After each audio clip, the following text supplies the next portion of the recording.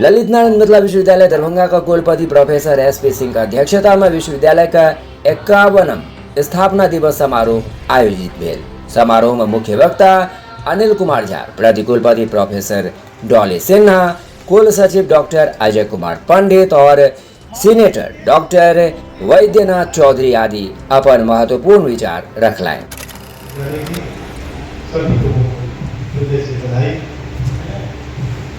किसी कुलपति का कालखंड नियमों के आधार पर 3 वर्ष का होता है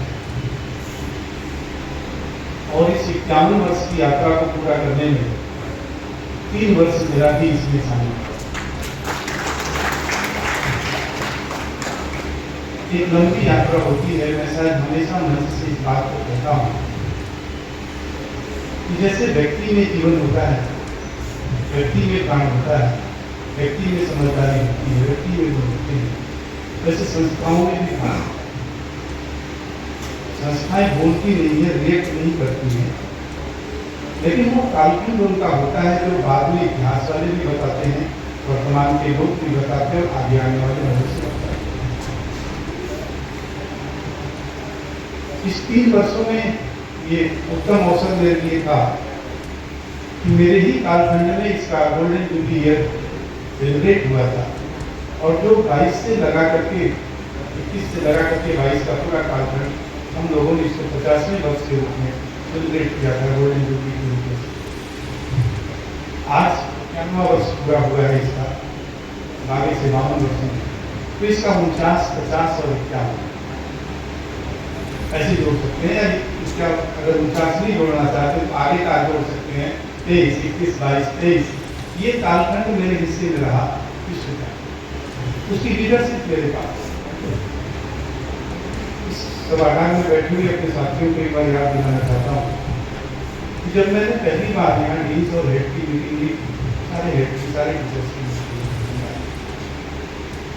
तो एक टीचर का कालखंड अगर वो 25 साल की उम्र में नौकरी में आता है तो 65 साल तक जाता है तो 40 साल,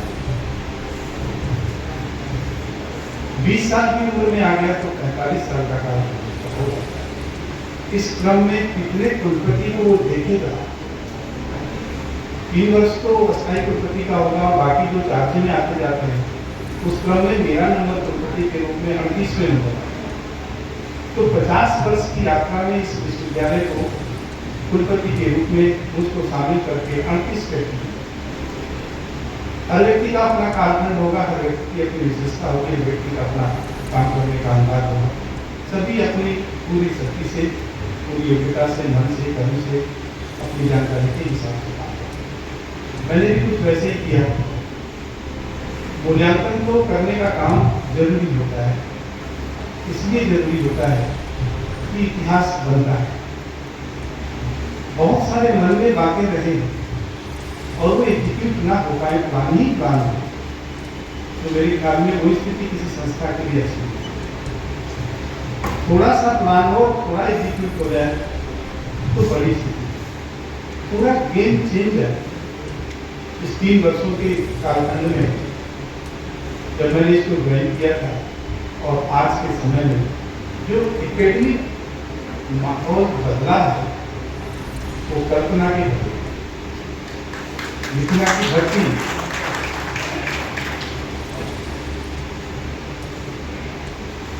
उर्वरक भर्ती रही है विद्वानों के लिए, दर्शन के लिए, ज्ञान के लिए, एक उर्वरक भर्ती। सभी ज्ञानी, सभी विद्वान यही से ज्ञान की धारा में, जैसे अभी मुख्यवक्ता ने कहा कि जो विद्या का मतलब होता है विवेक का जन्म, और शिक्षा का मतलब होता है कि संस्कार का। विवेक और संस्कार ये दोनों धरोहर होती है और इसी को जाने का काम, इसी को बढ़ाने का काम, इसी को आगे ले जाने का काम विश्वविद्यालय। विश्वविद्यालय का जो स्वरूप बनता है उस स्वरूप में काम ज्यादा मायने रखता है। क्या आपने किया, इससे भी क्या काम आया, क्या समय बीतने का एक क्रम चलता रहता है, समय को अपने आप आता और समाप्त। और हम सभी परिचित भी हैं, किसी की 100 वर्ष की जिंदगी कुछ काम नहीं आती, किसी की 1 वर्ष के जिंदगी सोहाना। लंबा समय कुछ करता है नहीं करता है ऐसा जरूरी नहीं है कि कोई 3 साल रहा हो बहुत अच्छा काम किया हो, साल भर में रहा हो काम ना किया हो।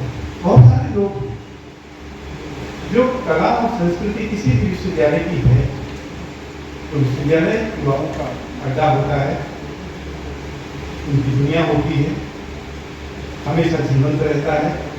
टीचर भी उसकी जीवंतता के साथ तो वार्ताओं काम को इसलिए इस परिवर्तन को लाने का काम, इस बदलाव को लाने का काम परिस्थितियां करती हैं। उन परिस्थितियों में जो माहौल बदला है ललित नारायण मिश्र विश्वविद्यालय का, तमाम सारे टूल्स हैं जिन टूल्स पे हम किसी के भी कार्य का मूल्यांकन कर सकते हैं। जो प्रगति हमने की है उस प्रगति को नाप सकते हैं, जैसे रिक्टर स्केल पे भूकंप नापते हैं।